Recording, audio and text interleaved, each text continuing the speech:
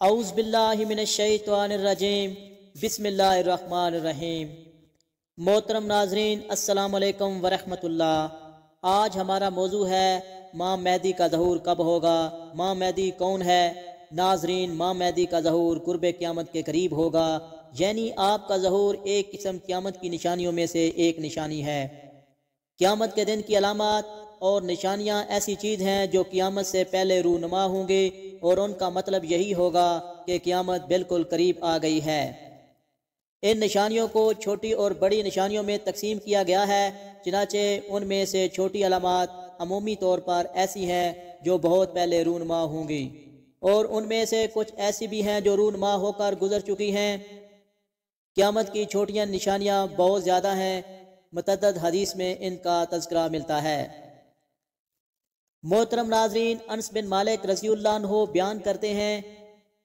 کہ رسول اللہ صلی اللہ علیہ وآلہ وسلم نے اپنی شہادت کی انگلی اور درمیانی انگلی کو جوڑ کر فرمایا کہ میری بعثت قیامت اس طرح بام جڑے ہوئے ہیں۔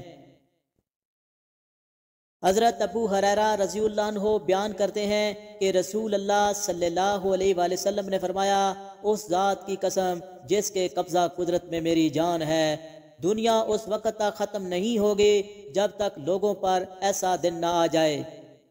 جس میں نہ قاتل کو یہ علم ہوگا کہ اس نے کیوں قتل کیا، اور نہ ہی مقتول کو خبر ہوگی وہ کیوں قتل کیا گیا۔ یا رسول اللہ، یہ کیسے ہوگا؟ آپ صلی اللہ علیہ وآلہ وسلم نے فرمایا، با کثرت کشت و خون ہوگا، قاتل اور مقتول اپنی بددیانتی اور رادے کی وجہ سے دوزخ میں ہوں گے۔ ابن ماجہ میں حضرت انس رضی اللہ عنہ کا ارشاد منقول ہے کہ میں تمہیں ایک ایسی بات نہ بتاؤں جو میں نے رسول اللہ صلی اللہ علیہ وآلہ وسلم سے سنی تھی اور میرے بعد کوئی اور بیان نہیں کرے گا۔ میں نے رسول اقدس صلی اللہ علیہ وآلہ وسلم سے سنا کہ قیامت کی نشانیوں میں سے چند نشانیاں یہ ہیں کہ علم اٹھ جائے گا، جہالت ظاہر ہوگی، زنا عام ہو جائے گا، شراب پی جائے گی، مرد کم ہو جائیں گے اور عورتوں کی تعداد بڑھ جائے گی، حتیٰ کہ 50 عورتوں کی کفالت ایک مرد کرے گا۔ حضرت ابو ہریرہ رضی اللہ عنہ روایت کرتے ہیں کہ رسول اکرم صلی اللہ علیہ وآلہ وسلم نے فرمایا، جب محصولات کو ذاتی دولت، امانت کو غنیمت اور زکوٰۃ کو تاوان سمجھا جانے لگے گا، غیر دینی کاموں کے لیے علم حاصل کیا جائے گا، مرد اپنی بیوی کی فرما برداری کرے گا اور اپنی ماں کی نافرمانی کرے گا، اپنے دوست کو قریب کرے گا اور باپ کو دور کرے گا، مسجدوں میں آوازیں بلند ہونے لگیں گی، قبیلے کا بدکار شخص ان کا سردار بن جائے گا اور ذلیل آدمی قوم کا لیڈر یعنی حکمران بن جائے گا، اور آدمی کی عزت محض اس کے شر سے بچنے کے لیے کی جائے گی، گانے والی عورتیں اور گانے بجانے کا سامان زیادہ ہو جائے گا، کھلے عام اور کثرت سے شراب پی جانے لگے گی، اور بعد والے لوگ پہلے لوگوں کو لعن طعن سے یاد کریں گے۔ اس وقت سورخ آندھی، زلزلے، زمین پر دست جانے، شکلیں بگڑ جانے، آسمان سے پتھر برسنے اور طرح طرح لگاتار عذابوں کا انتظار کرو، یہ نشانیاں یک کے بعد دیگرے ظاہر ہوں گی۔ جس طرح کسی ہار کا دھاگا ٹوٹ جانے سے گرتے وقت موتیوں کا تانتا بندھ جاتا ہے، امام مہدی رسول اللہ صلی اللہ علیہ وآلہ وسلم کی اولاد سے نیک شخصیت ہوں گے۔ آپ کا ظہور آخری زمانے میں ہوگا، آپ کے ذریعے اللہ تعالیٰ لوگوں کے معاملات سنوار دیں گے، ان کی وجہ سے زمین پہ عدل اور انصاف بھرپور ہوگا، جیسے ظلم اور زیادتی کا راج تھا۔ آپ کا نام نبی صلی اللہ علیہ وآلہ وسلم کے نام پر ہوگا، اور آپ کے والد کا نام بھی نبی صلی اللہ علیہ وآلہ وسلم کے والد کے نام پر ہوگا، یعنی ان کا نام محمد بن عبداللہ مہدی یا احمد بن عبداللہ ہوگا۔ آپ کا نسب سیدہ فاطمہ بنت رسول صلی اللہ علیہ وآلہ وسلم سے جا کر ملے گا۔ آپ سیدنا حسن بن علی رضی اللہ عنہ کی اولاد میں سے ہوں گے۔ آپ کے ظہور پذیر ہونے کی وجہ یہ ہے کہ آپ جس وقت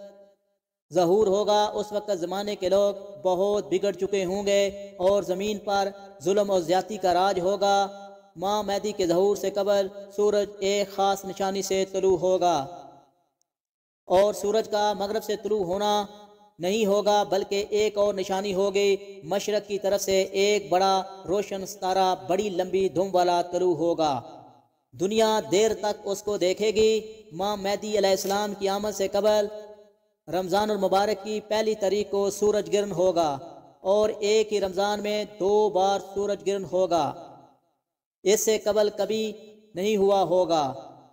جس سال حج کے موقع پر سیدنا ماہ مہدی علیہ السلام کا ظہور ہوگا، اس حج پر مینا کے میدان میں بہت بڑی جنگ ہوگی، قبائل کے درمیان قتل و غارت اور تباہی ہوگی۔ اس کے بعد لوگ اپنی اپنی پناہ گاہیں ڈھونڈیں گے تاکہ کسی کے دامن میں پناہ مل جائے، پس وہ پناہ گاہ حضرت ماہ مہدی علیہ السلام کو بنایا گیا ہے۔ حضرت ابو سعید خدری رضی اللہ عنہ سے روایت ہے کہ نبی اکرم صلی اللہ علیہ وآلہ وسلم نے فرمایا، مہدی مجھ سے ہوں گے، یعنی میری نسل سے ہوں گے، ان کا چہرہ خوب نورانی اور چمکدار ہوگا، زمین کو عدل و انصاف سے بھر دیں گے جس طرح وہ پہلے ظلم اور جبر سے بھری ہوئی ہے۔ مطلب یہ ہے کہ مہدی کی خلافت سے پہلے دنیا میں ظلم زیادتی کی حکمرانی ہوگی اور انصاف کا نام و نشان تک نہیں ہوگا۔ حضرت ابو سعید خدری رضی اللہ عنہ بیان کرتے ہیں کہ نبی اکرم صلی اللہ علیہ وآلہ وسلم نے ایک بڑی آزمائش کا ذکر فرمایا جو امت کو اس وقت پیش آنے والی ہے۔ اتنا شدید ظلم ہوگا، کہیں پناہ کی جگہ نہیں ملے گی۔ اللہ تعالیٰ میری اولاد میں ایک شخص کو پیدا فرمائے گا جو زمین عدل و انصاف سے بھر دے گا، جیسا کہ وہ پہلے ظلم اور جبر سے بھر چکی تھی۔ زمین اور آسمان کے رہنے والے سب اس سے راضی ہوں گے۔ آسمان اپنی تمام بارش اور موسلادھار برسائے گا، زمین اپنی پیداوار نکال کر رکھ دے گی، کسی کو تکلیف نہ ہوگی، یہاں تک کہ زندہ لوگوں کو تمنا ہوگی کہ ان سے پہلے جو لوگ ظلم اور تنگی میں گزر گئے، کاش یہ وہ سما دیکھتے۔ اسی برکت کے حال میں وہ 7 یا 8 یا 9 سال تک زندہ رہیں گے۔ حضرت عبداللہ بن مسعود رضی اللہ عنہ سے روایت ہے کہ نبی اکرم صلی اللہ علیہ وآلہ وسلم نے ارشاد فرمایا، اگر دنیا میں صرف ایک رات ہی باقی رہ گئی ہے، وہ رات رب العزت اس رات کو لمبا فرما دے گا، یہاں تک کہ میری اہل بیت میں سے ایک شخص بادشاہ بنے گا جس کا نام میرے نام پر ہوگا اور اس کے والد کا نام میرے والد کے نام جیسا ہوگا۔ وہ زمین کو عدل و انصاف سے لبریز کر دیں گے جس طرح وہ ظلم و زیادتی سے بری ہوگی، اور وہ مال کو برابر تقسیم کریں گے، اور اللہ رب العزت کے امت کے دلوں میں غنا رکھ فرما دیں گے۔ وہ 7، 8 یا 9 سال تک تشریف فرما رہیں گے۔ پھر ماہ مہدی کے زمانے کے بعد زندگی میں کوئی خیر بلائی باقی نہیں رہے گی۔ حضرت جابر بن عبداللہ انصاری رضی اللہ عنہ بیان کرتے ہیں کہ میں نے نبی اکرم صلی اللہ علیہ وآلہ وسلم کو فرماتے ہوئے سنا، میری امت میں ایک جماعت قیام حق کے لیے کامیاب جنگ قیامت تک کرتی رہے گی۔ حضرت جابر رضی اللہ عنہ کہتے ہیں کہ نبی اکرم صلی اللہ علیہ وآلہ وسلم نے مبارک کلمات کے بعد اپنی مبارک زبان سے فرمایا، آخر میں حضرت عیسیٰ بن مریم علیہ السلام آسمان سے اتریں گے تو مسلمانوں کا امیر امام مہدی ان سے عرض کرے گا کہ تشریف لائیں اور ہمیں نماز پڑھائیں۔ اس کے جواب میں حضرت عیسیٰ علیہ السلام فرمائیں گے، اس وقت میں امامت نہیں کروں گا۔ حضرت عیسیٰ علیہ السلام اس وقت امامت سے انکار فرما دیں گے۔ حضرت جابر رضی اللہ عنہ روایت کرتے ہیں کہ رسول اللہ صلی اللہ علیہ وآلہ وسلم نے فرمایا، دین کے کمزور ہو جانے کی حالت میں دجال نکلے گا، اور دجال سے متعلق تفصیلات بیان کرتے ہوئے بعد میں فرمایا، حضرت عیسیٰ علیہ السلام صبح صادق سے پہلے آسمان سے اتریں گے، سب سے پہلے مسلمانوں کو آواز دیں گے، اے مسلمانوں، اس جھوٹے خبیث دجال سے مقابلہ کرنے میں کیا چیز مانے ہے؟ تو لوگ کہیں گے یہ کوئی جناتی مخلوق ہے۔ پھر پڑھ کر دیکھیں گے، نماز پڑھ کر دیکھیں گے تو انہیں حضرت عیسیٰ علیہ السلام نظر آئیں گے۔ نماز فجر کے لیے اقامت ہوگی تو ان کا امیر کہے گا اے روح اللہ، امامت کے لیے تشریف لائیں۔ حضرت عیسیٰ علیہ السلام کہیں گے تمہارا امام ہی تمہیں امامت کرائے گا۔ اس وقت کے امام سیدنا امام مہدی علیہ السلام ہوں گے۔ جب لوگ نماز سے فارغ ہو جائیں گے تو لوگ حضرت عیسیٰ علیہ السلام کی قیادت میں دجال کا مقابلہ کرنے کے لیے نکلیں گے۔ دجال حضرت عیسیٰ علیہ السلام کو دیکھے گا تو خوف کے مارے نمک کے پگھلے کی طرح پگھلے گا۔ امام مہدی کی اطاعت واجب ہے، جیسے کہ حضرت سبحان رضی اللہ عنہ سے مروی ہے کہ رسول اللہ صلی اللہ علیہ وآلہ وسلم نے ارشاد فرمایا جب تم فرسان کی طرف سے سیاہ پرچوں کا قافلہ آتے ہوئے دیکھو تو اس میں ضرور شامل ہو جانا، اگرچہ برف پر گھسیٹ کر آنا کیوں نہ پڑے، کیونکہ اس پر اللہ تعالیٰ کے خلیفہ مہدی ہوں گے۔ حضرت شاہور بن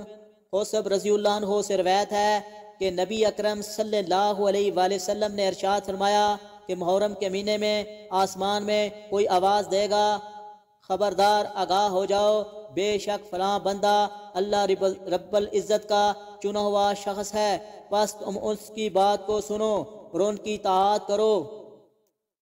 حضرت جابر رضی اللہ عنہ بیان کرتے ہیں نبی اکرم صلی اللہ علیہ وآلہ وسلم نے ارشاد فرمایا جس نے دجال کے آنے کا انتظار کیا اس نے کفر کا ارتکاب کیا، اور جس نے امام مہدی علیہ السلام تشریف نہ لینے کا انکار کیا یقیناً اس نے کفر کیا۔ اللہ تعالیٰ سے دعا ہے کہ اللہ تعالیٰ ہمیں دجال جیسے فتنوں سے محفوظ رکھے، آمین ثم آمین۔